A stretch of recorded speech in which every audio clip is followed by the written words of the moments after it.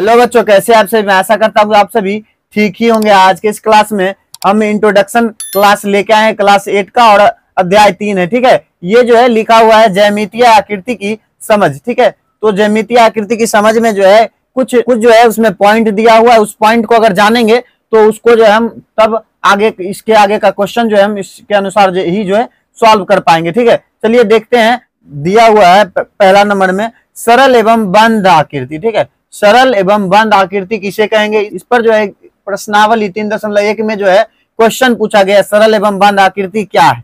तो इसको अगर जान जाइएगा तो आप जो है इसके बारे में वहां पे कुछ लिख दीजिएगा। ठीक है, आपको जो है परिभाषा ही पूछा जाएगा। तो हम लिखते हैं, पहला में क्या दिया हुआ है, सरल एवं बंद आकृति, इसके बारे में जानते हैं। तो लिखे हैं ऐसा आकृति जो स्वयं को कहीं ना काटती हो। ठीक है, ऐसी आकृति जो स्वयं को कहीं ना काटती हो और बंद हो और कहीं काटे उटे नहीं। ठीक है, नहीं काटती हो, तो ऐसे आकृति को जो हम क्या कहेंगे, सरल एवं बंद आकृति कहेंगे। ठीक है, जैसे देखिए, तो हम एक एग्जांपल के लिए हैं।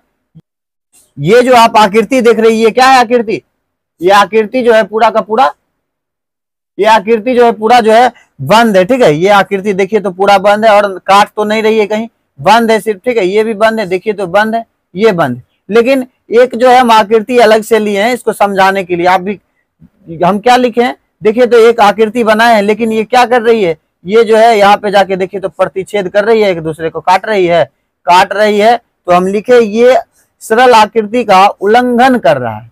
यहाँ देखिए तो सरल आकृति क्या कह रहा है, जो स्वयं को कहीं ना काटती हो, कहीं देखिए कह रहे कहीं नहीं काटती हो, लेकिन ये क्या है आकृति, ये जो है आपस में काट रही है। ठीक है, और बंद भी हो, बंद तो है इतना दूर देखिए, और ये खुला भी है, और एक दूसरे को जो है आपस में एक दूसरे को जो है इस या रेखा जो है आपस में काटती भी है। ठीक है, चलिए इसके आगे बहुभुज दिया हुआ, बहुभुज बारे में पढ़ेंगे। रेखाखंडों की सहायता से बनी सरल एवं बंद आकृतियों को बहुभुज कहते हैं।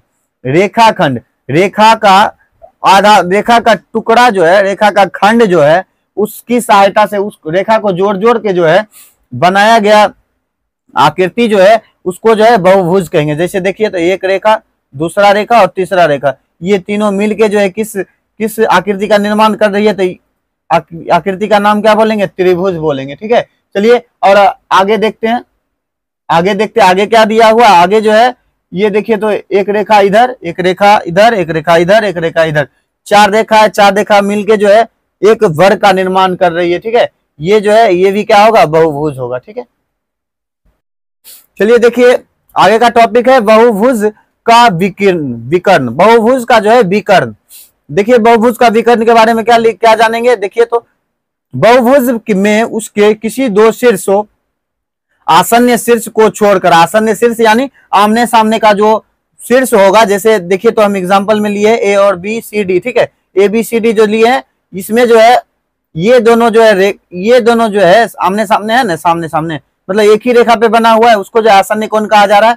उस पर जो है उसको जो है छोड़कर, ठीक है, को मिलाने वाली, सामने सामने नहीं, ऐसे तिरछा मिल जाए। ठीक है, मतलब कट जाए, ऐसे यहां से लेके इस रेखा सट सकता है, इस रेखा से इस रेखा, लेकिन इस रेखा से इस रेखा तक नहीं जा सकता है। ठीक है,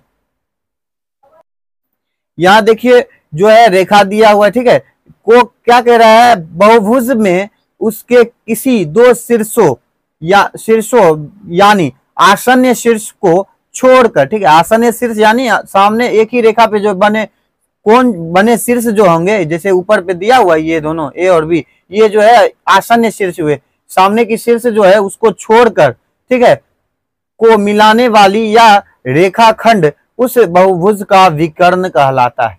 ठीक है, उस बहुभुज का विकर्ण कहते हैं। ठीक है, जैसे देखिए तो इसको छोड़कर, तो इसको छोड़ सकते हैं, ये भी देखिए सामने, ये भी सामने, ये सामने, लेकिन ये देखिए तो ये जो है तिरछा जो पड़ रहा है, इसको हम क्या कहेंगे, जो बताया जा रहा है इसको हम विकर्ण कर सकते हैं, और इसको भी विकर्ण कर सकते हैं।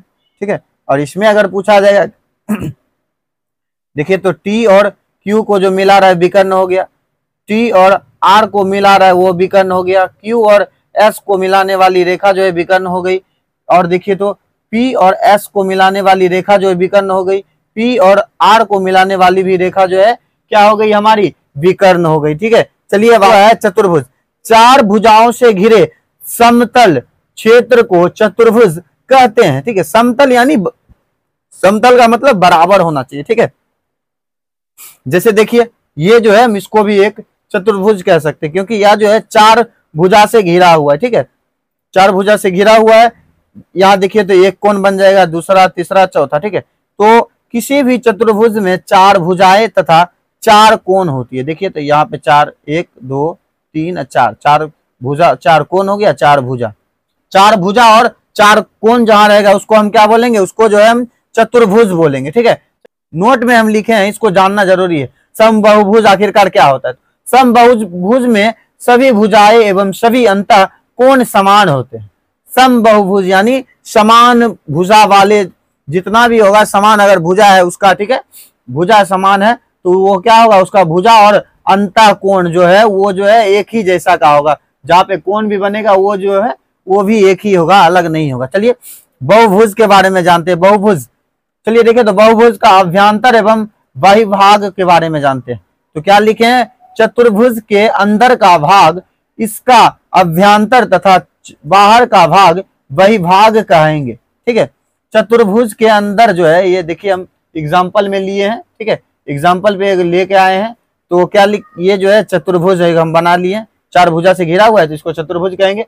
इसके जो है क्या कह रहा है यहाँ पे, बहिर्भाग के बारे में। चतुर्भुज के अंदर, इस चतुर्भुज जो है इसके अंदर जो है बना, इसके अंदर अगर कुछ भी रहेगा, इसके अंदर की भाग को जो है, इसके अंदर के भाग को क्या कहेंगे, अभ्यंतर कहेंगे। और बाहर जो कुछ भी चीज रहेगा उसको क्या कहेंगे, बहिर्भाग कहेंगे।